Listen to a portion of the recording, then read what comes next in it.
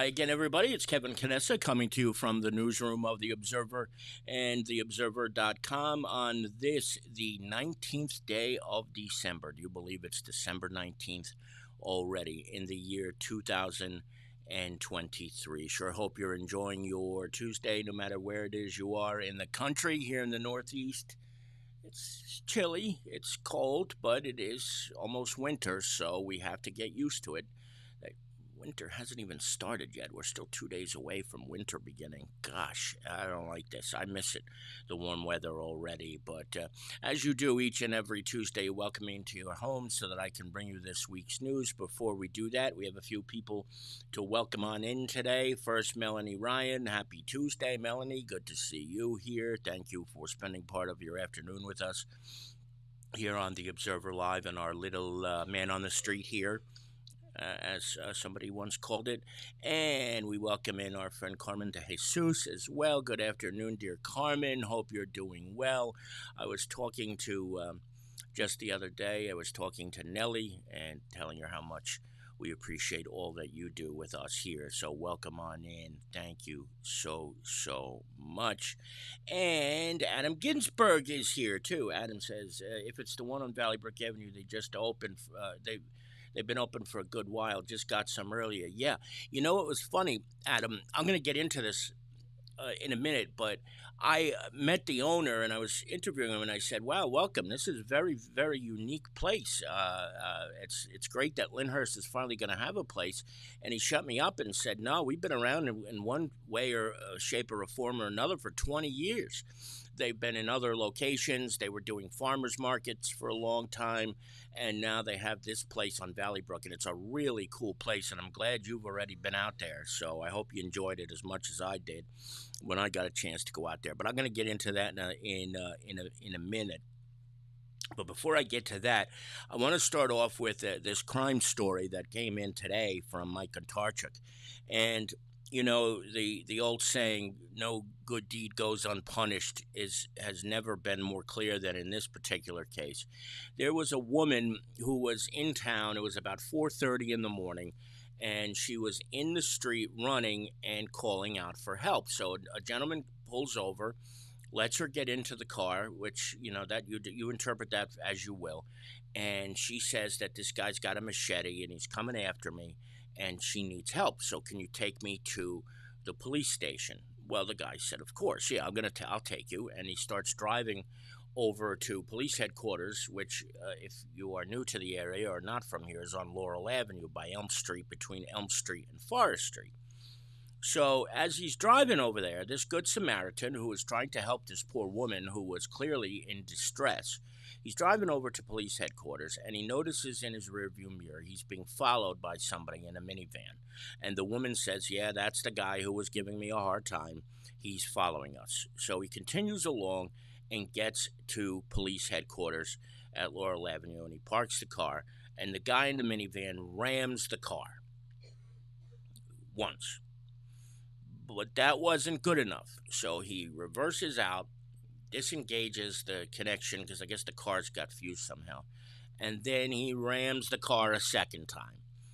And apparently he still wasn't done at this point. The guy backs up again and he rams the car for a third time. And by this point, I'm sure the commotion was great enough that people from police headquarters noticed what was going on. They all came outside and quickly diffused the situation. But not before this guy's minivan, the perpetrator, was completely totaled. And this Good Samaritan, who was just trying to help a woman who was apparently being chased around with a knife, he was just trying to help her to get the help that she needed, and he winds up having his vehicle completely totaled as well. Now, don't be surprised to hear this, but this gentleman who was taken in was drunk at the time, according to police, and he was charged accordingly with drunken driving, and that's basically what he should have been charged with, I guess, given these circumstances. But how about that? You're a good Samaritan and you do a good deed for somebody. And as the old saying goes, no good deed goes unpunished. Unfortunately, for this gentleman. And the good news, though, is that the suspect was arrested. His name is Homero Montepeque. He's 51 years old, out of Trenton, and he has been since remanded to the Hudson County Jail in South Kearney, where, surprisingly enough, he remains in custody. He does indeed remain in custody, because most of the time when we tell you these stories, we we end it by saying, and then after all of that, the suspect was released on his or her own recognizance. But in this case, I guess he's got enough points where he was remanded and not sprung the next day. So 2 days later, he is still behind the bars of the Hudson County Jail in South Kearney. Let us welcome in Bill Pettigrew Sr. Bill, good to see you. Hope you're doing well as the Christmas season gets closer. Melanie says she hopes the guy had insurance. The victim had insurance, yeah, but not the perpetrator. The perpetrator, I forgot to mention, did not have insurance, and unfortunately, this is what happens. That's unfortunately what will always happen. It's always the good guys who wind up getting screwed the most, because this guy didn't have insurance, but luckily, as I said earlier, he is behind the bars and unable to do anything right now. It's been a rough week crime wise, because this was very, very kind of quiet, and a 37-year-old man was killed in Belleville over the weekend. But even more tragic was that he wasn't the only person who was shot in that incident. Also shot was a 4-year-old boy. Now, the last we heard, that boy was in critical condition in a hospital. They didn't tell us which one for obvious privacy reasons, but the man was pronounced dead at Clara on Saturday, and he was just 37 years old. But up until now, the details have been a little bit scant from the Essex County Prosecutor's Office. When we learn more about this homicide, we will certainly let you know, and we certainly do hope that this young boy is in okay shape. But imagine that a 37-year-old man shot and killed, and a 4-year-old child is also shot in the mean streets of Belleville, where you don't exactly think of it as being a very dangerous place. But indeed, in this case, a 4-year-old boy was also shot, in addition to this 37-year-old who was shot and killed in downtown Belleville over the weekend. Just a very, very sad situation there indeed. Excuse me. Excuse me. Well, this is the Lyndhurst Police Department brought us this story, and it's about this guy who's becoming a habitual offender. And he's been involved in a whole bunch of incidents over the last couple of weeks. But the most recent one involves a Lyndhurst man this Lyndhurst man who shot off an air gun, a pellet gun, those paintball guns, basically.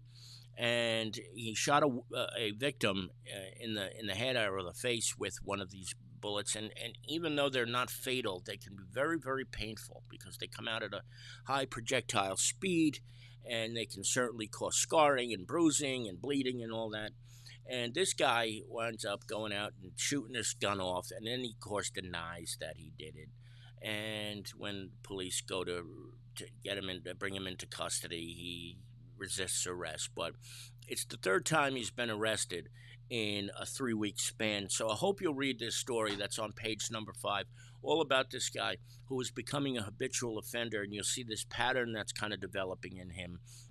And I wouldn't be surprised if we saw him again in the blotter, and it's just unfortunate. And that's often what happens. You see this progression where somebody starts off, like one of the other things he got arrested for was stealing a cup of coffee from one of the Easy Marts in Lyndhurst. So that progresses to theft of a cup of coffee worth $2. He gets released, to this one here, where he winds up shooting off an airsoft gun, which, though not lethal, can certainly do a considerable amount of damage. So I want to thank the Lyndhurst Police Department for sharing this story with us, and I hope you'll get a chance to read it over on page number 5 at some point.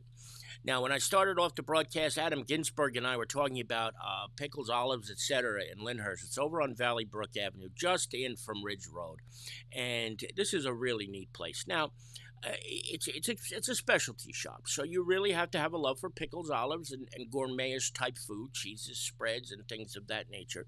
But I had a chance to visit the store. It's a really neat location, and the owner Simon and his wife are a wonderful couple. They are Turkish, and they were born in. I think they were born and raised in Turkey. They're here in the United States. And where I messed up when I first met them is, as I mentioned to Adam before, I thought this was a brand new business. I had no idea that for 20 some odd years, their Simon's sister and brother-in-law had operated this place, and in different locations, different incarnations, also on Valley Brook and on Ridge Road. A couple of years ago, they shut the place down, and then they started going to all these farmers markets in Lyndhurst, North Arlington, Rutherford, Kearney, Nutley, Belleville, you name it. They went. They're still going to go to these farmers markets, but there was a demand because they wanted people to be able to get these items year round. Because, as you know, once the winter months and the late fall come around, the farmers market shut down until the spring. So Simon and his wife opened up the shop. It's open 6 days a week. They have a great selection of food, and I hope you will get a chance to check it out. And Adam, Mike Lamboy says, sounds like a hit to me. That was something else, I guess. But Adam says this delicious, and they are nice. They really are. When I tell you, I had a conversation with Simon, and it was about 25 minutes, but it felt like I had known him forever. And when you meet people like that, you want to see them really succeed and do well. And I got a feeling this place is going to do very, very well. You can get baskets made and trays and platters. They need about a day's notice, but if it's an emergency and you need something really fast, he'll actually come in and make it for you.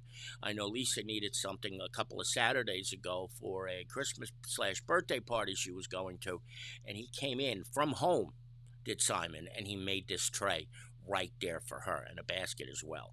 So a very unique location. Check it out on Valley Brook Avenue, and it's pickles, olives, etc. Just do a Google search. I think the website is picklesandolives.com, and I don't think you're going to be one bit disappointed if you do indeed check it out. Lisa's in the chat room, and she said they do great baskets. Lisa, was that what you got, a basket or a tray? Lisa got a basket, so I'm sorry, I got it wrong, but they do the baskets too, and that's what she brought over that day, and she loved it, and they did it like that. I mean, she was there. She came over. The guy Simon came in from home, and he did it, and they make it all right there. It's all done right there on the spot. What were you saying? To make their own. Everything is homemade, and including the sauces that they put on the pickles and the olives and things like that. Simon's wife, whose name is escaping me right now, it's driving me crazy. She does a lot of the sauces and things. All of the pickles and the olives are grown in New Jersey too. But that's the beauty of this place. Everything is Jersey fresh and Jersey made. So please check it out when you get a chance, and we welcome them to the Observer family as well. Next week, believe it or not, is the final edition of 2023. And as has been a tradition at this newspaper since 2002, we will do a year-end recap next week. The top stories in news, the top stories in sports. And I've already begun working on that, and I know what some of the top stories are.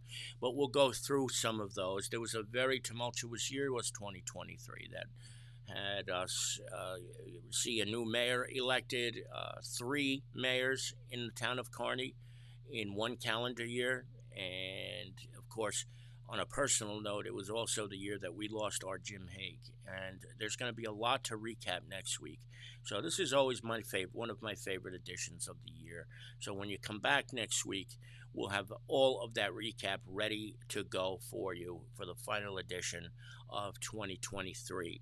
And in this week's edition, there are 11 pages of greetings from different businesses and organizations in this area where people wish each other and wish our readers happy holidays, Merry Christmas, Happy New Year, and things of that nature. It goes from pages 14 to 24. So I do hope you will check those pages out this week when you get a chance. Those are in this week's edition, which of course will be out and about tomorrow afternoon, or probably late in the morning tomorrow.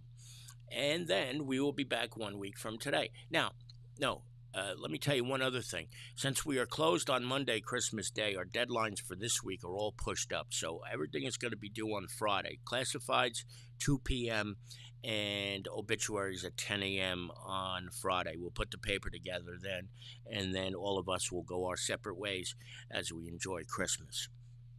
And as I prepare to sign off, I say that to each and every one of you who are watching here today or who may watch later on in the day on the podcast. On behalf of Lisa, Tina, Bob, Michelle, myself, Jason, Kimmy, everybody, we wish each and every one of you the best and most joyous Christmas season and hope you get everything you want this year. May it be a time of great peace and joy for every single one of you who are watching us today. We are very, very grateful for all of the years of loyalty that you have shown us here at The Observer and, of course, on our little man on the street, The Observer Live. From the newsroom of The Observer and TheObserver.com, it's Kevin Cadessa signing off for now. And we hope to see you back here again very, very soon.